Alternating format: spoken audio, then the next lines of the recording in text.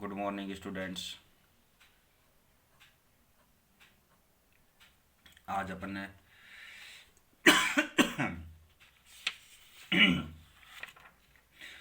जो अपने एल्किन के प्रिपरेशन का मेथड स्टार्ट किया है, तो उसके नेक्स्ट मेथड पर अपना आज बात करते हैं। तो नेक्स्ट मेथड जो आता है वो क्या है? एल्कोहलों के निर्जलीकरण द्वारा, बाय डिहाइड्रेशन ऑफ एल्कोहल्स। ठीक है।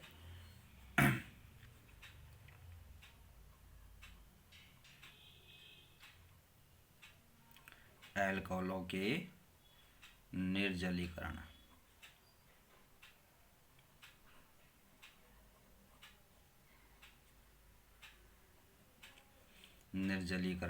द्वारा। ठीक। तो अब निर्जलीकरण यानी कि क्या होगा? डिहाइड्रेशन होना, ये सीधी सी बात है। ठीक है। तो निर्जलीकरण क्या होगा यहाँ पर कि जो अल्फा कार्बन है वहां से तो हाइड्रोक्सिल ग्रुप, और बीटा कार्बन से क्या होगा? हाइड्रोजन। तो क्या हो जाएगा यहाँ पर कि एक वाटर मॉलिक्यूल का एलिमिनेशन हो जाएगा, और इस रीजन से इसको आप क्या बोल सकते हैं? 1-2 एलिमिनेशन या बीटा एलिमिनेशन रिएक्शन भी आप इसको कह सकते हैं। ठीक है। अब ये क्या है कि भाई जो यहाँ पर एल्कोहल्स का जो ये डिहाइड्रेशन क्या है कि भाई कौन सा है? तो ये क्या है कि अपन ये कह सकते हैं कि एसिड कैटालाइज एलिमिनेशन रिएक्शन है, यानी कि अम्ल उत्प्रेरित विलोपन अभिक्रिया। यानी कि ये जो डिहाइड्रेशन होगा एल्कोहल का, ये एसिड की प्रेजेंस में होगा। ठीक है। तो इसलिए इसको क्या है? अम्ल उत्प्रेरित विलोपन अभिक्रिया, यानी कि एसिड कैटालाइज एलिमिनेशन रिएक्शन इसको कहते हैं। ठीक है।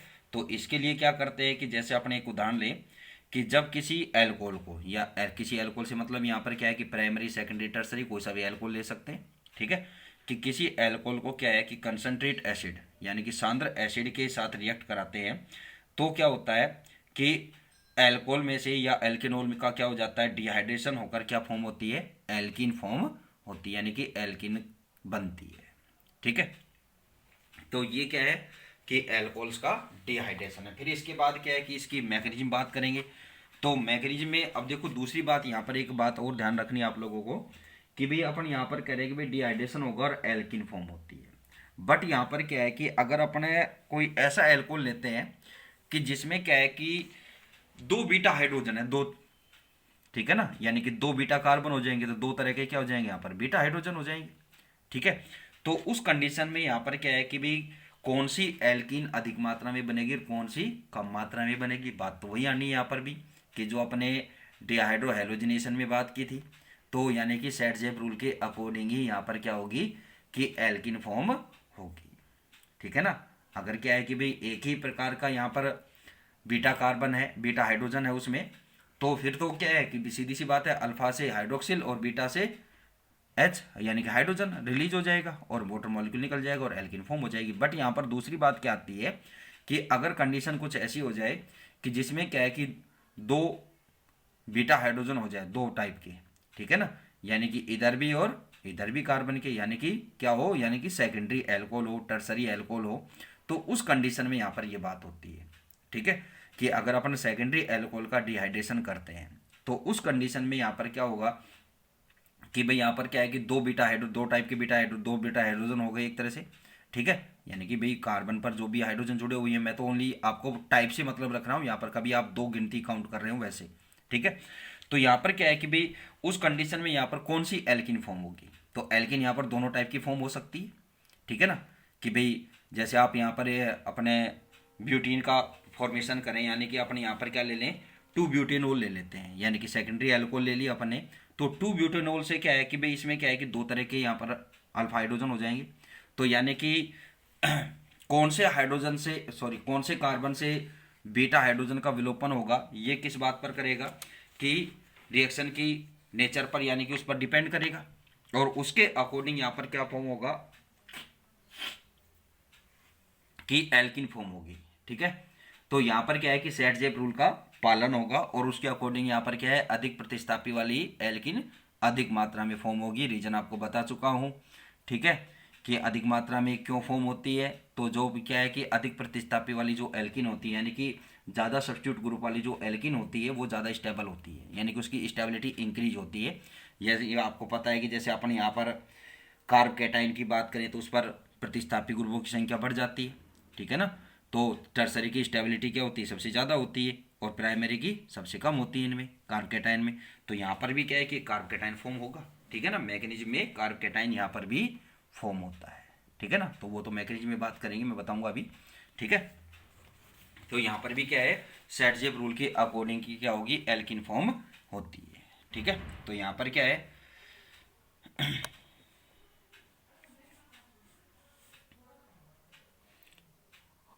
Alcohols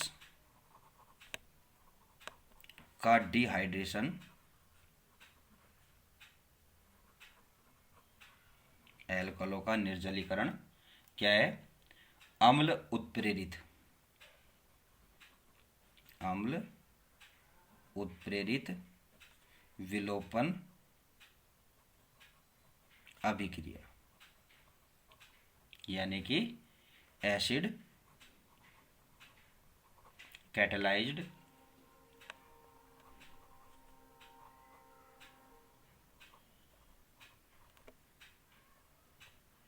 acid catalysed elimination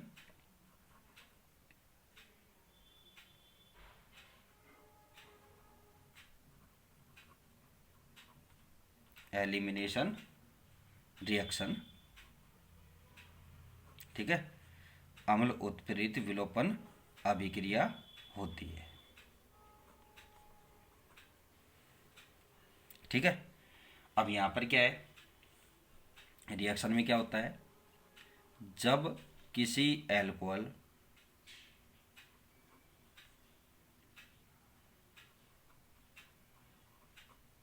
alcohol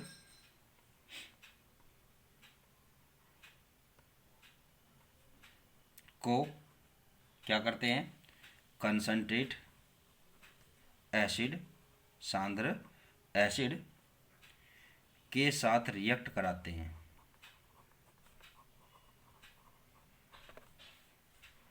के साथ रिएक्ट कराते हैं, तो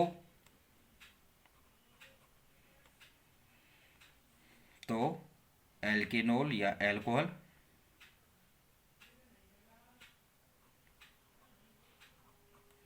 एल्केनॉल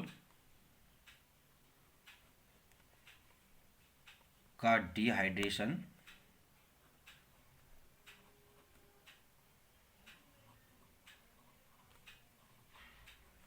हो जाता है तथा एल्कीन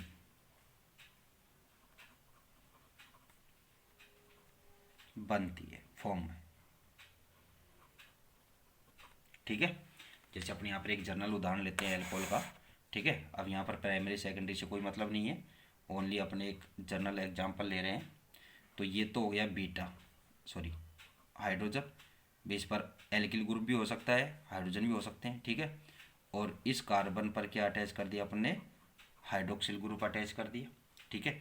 तो इसमें एक सीधी सी बात क्या है कि एसिड की प्रेजेंस रहेगी यहाँ पर, ठीक है। तो क्या होगा, एक वाटर मॉलिक्यूल का एलिमिनेशन, सीधी सी बात है ये, ठीक है। यानी कि बीटा हाइड्रोजन और यहाँ से ये हाइड्रोक्सिल ग्रुप का एलिमिनेशन होगा और आपको क्या फॉर्म हो जाएगी यहाँ पर, एल्कीन, एल्कीन यहाँ पर फॉर्म हो जाती है, ठीक है। अब इसकी मैकेनिज्म की बात करें,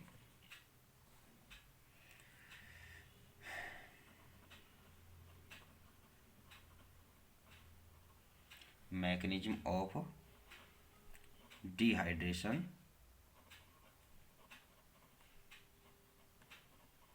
ऑफ एल्कोहल्स।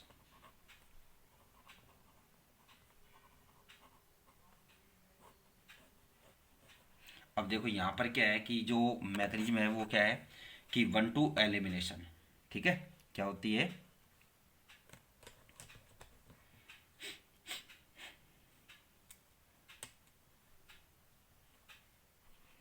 ये 1-2 एलिमिनेशन या क्या बोलते हैं इसको, बीटा एलिमिनेशन। जैसे आपने डिहाइड्रो हेलोजिनेशन करा, सेम डिट्टो कॉपी है, कोई डिफरेंस नहीं है, ठीक है ना। उसी तरह से यहाँ पर फॉर्म होगा।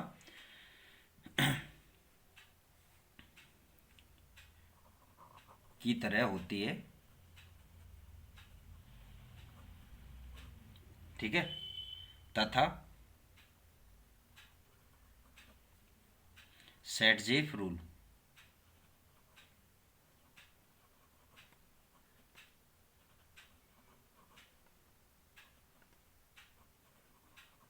रूल फॉलो करती है,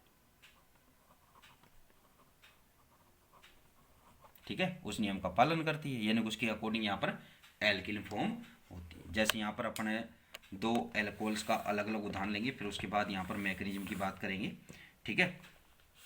तो इस मैकेनिज्म में जैसे आप क्या है कि प्राइमरी एल्कोहल के रूप में आप एथेनॉल ले लेते हैं,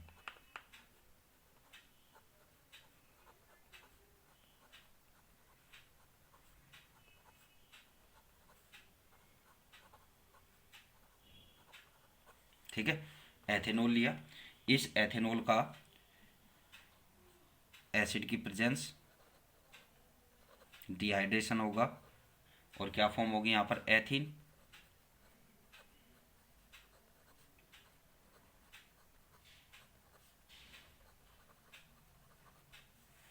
एथीन फॉर्म होगी।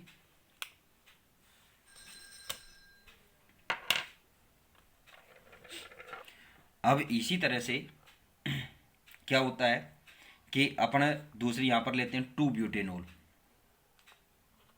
CH3 CH2 CH OH और CH3, ठीक है। अब यहां पर क्या बात होती है, अब यहां पर सेटजेफ रूल फॉलो होगा, ठीक है, कि यहां पर क्या है कि भाई ये भी बीटा कार्बन है, क्या है, बीटा है, और ये भी क्या है, बीटा कार्बन, ये अल्फा। तो इससे अटैच क्या है कि ये बीटा हाइड्रोजन, ये भी बीटा हाइड्रोजन, जो मैं आपको बोला था ना भाई दो तरह के क्या हो जाए, बीटा हाइड्रोजन हो जाए, तो मेरे कहने का मतलब यहाँ पर था, ठीक है।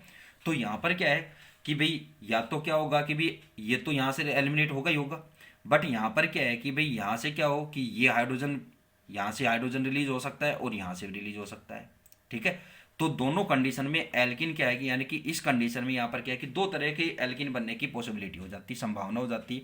तो एक तो यहाँ पर क्या है कि अगर अपन सपोज कर लेते हैं ये होता है यहाँ से, तो उस कंडीशन में आपको क्या फॉर्म होगा, CH3 CH2 CH double bond CH2, यानी कि आपको क्या फॉर्म हो गई, 1 ब्यूटीन, ठीक है।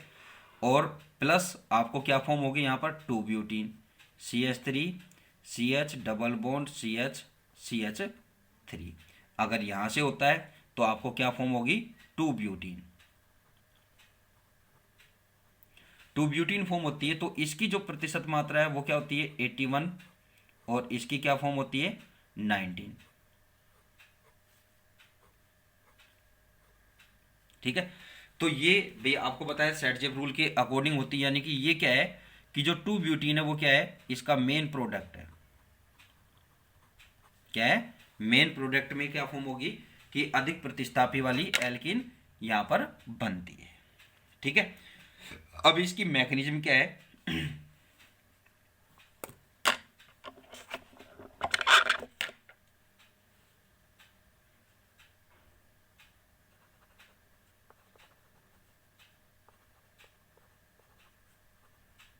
इज एज फॉलोज,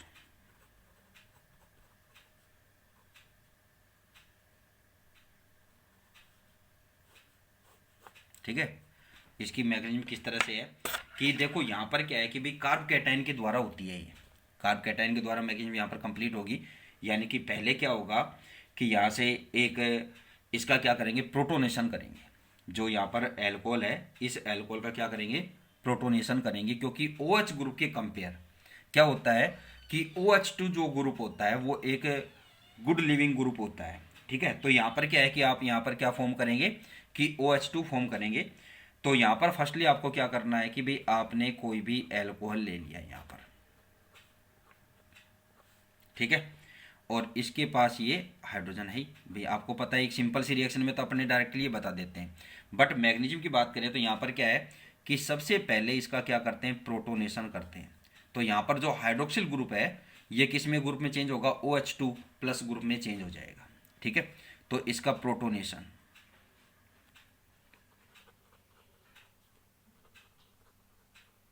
प्रोटोनीकरण, ठीक है, प्रोटोनेशन कराएंगे तो यहाँ पर क्या है कि OH2 ग्रुप बनेगा, जो क्या है कि एक गुड लिविंग ग्रुप होता है। ठीक है, तो यहाँ पर क्या फॉर्म हो जाएगा अब आपको,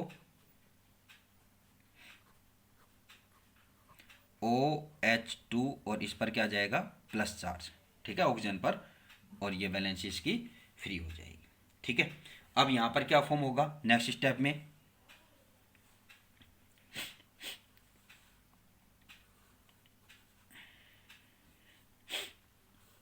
जो यहाँ पर ये फॉर्म हुआ है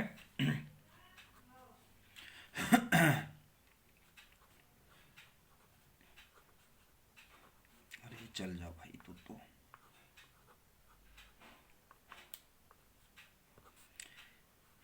ये क्या है कि एक गुड लिविंग ग्रुप होगा, तो यहाँ से क्या होगा, एक वाटर मॉलिक्यूल एलिमिनेट होगा। क्या होगा, एलिमिनेट होगा यहाँ से एक वाटर मॉलिक्यूल। ठीक है, तो आपको क्या फॉर्म होगा यहाँ पर, कार्ब कैटायन।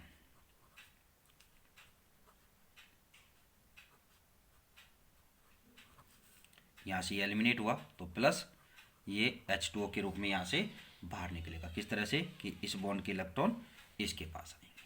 ठीक है, अब क्या फॉर्म हो गया, कार्ब कैटायन फॉर्म हो गया। अब यहाँ पर क्या होगा कि ये क्या करेगा कि ये जो यहाँ पर कार्ब कैटायन फॉर्म हुआ है तो ये क्या है कि एक अनस्टेबल स्टेट है।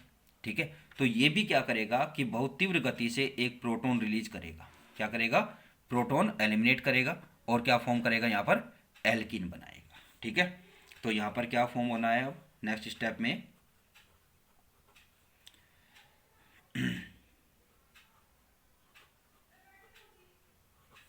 ठीक है, ये क्या करेगा, एक प्रोटॉन रिलीज करेगा, यानी कि इस बॉन्ड के इलेक्ट्रॉन यहाँ फॉर्म होंगे और आपको क्या फॉर्म हो जाएगा यहाँ पर, C डबल बॉन्ड C, क्या फॉर्म हो गई आपको, एल्कीन प्लस एक प्रोटॉन। तो इस तरह से क्या है यहाँ पर वाटर मॉलिक्यूल का एलिमिनेशन होता है। ठीक है, कि इस रिएक्शन में क्या है कि भाई इस रिएक्शन को अपन क्या मान सकते हैं कि इवन एलिमिनेशन यहाँ पर मान सकते हैं एक तरह से। ठीक है, क्योंकि इसमें क्या है कि कार्ब कैटायन फॉर्म होता है, और कार्ब कैटायन फॉर्म होता है तो इसमें क्या है कि इवन का जो सब्ट्रैक्ट है, यानी कि जो सब्स्टिट्यूट ग्रुप है यहाँ पर, वो क्या है कि एल्केनोल न होकर क्या होता है, प्रोटोनेटेड एल्केनोल होता है। एल्केनोल ना होकर क्या होता है, प्रोटोनेटेड, यानी कि प्रोटोनीकृत एल्केनोल होता है। ठीक है, क्योंकि ऐसा क्यों है यहाँ पर कि OH ग्रुप की कंपेयर क्या है कि OH2 ग्रुप जो होता है कि क्या है कि गुड लिविंग ग्रुप होता है, यानी कि निकलने वाला समूह, बाहर निकलने वाला समूह, एक अच्छा बाहर निकलने वाला समूह होता है। ठीक है, तो अतः क्या है कि अम्ल से क्या है यहाँ पर OH2 समूह का क्या होता है, प्रोटोनेशन होता है, यानी कि एसिड की प्रेजेंस में इसलिए होता है यहाँ पर क्योंकि एसिड से क्या मिलेगा यहाँ पर, प्रोटोन। ठीक है, तो प्रोटोनेशन इस तरह से यहाँ पर होगा। ठीक है, तो इसके बाद जो बात आएगी कि इसी टॉपिक से, वैसे तो इससे ही रिलेटेड आती है कि जैसे यहाँ पर बात आएगी regio selectivity in alcohol derivatives, यानी कि एल्कोहल के निर्जलीकरण के क्षेत्र में की वर्णात्मकता। ठीक है, इसके अलावा सेटजेव का रूल है, होफमैन जो एलिमिनेशन है वो मैं अभी नहीं कराऊंगा प्रेजेंट में आपको। वो क्या है कि पहले इसकी एलिमिनेशन जो इसकी जो प्रिपरेशन के जो मेथड है 4-5 उनको कंप्लीट करने के बाद इसको बाद में कराएंगे। ठीक है, तो आज इतना ही काफ़ी है। Thank you.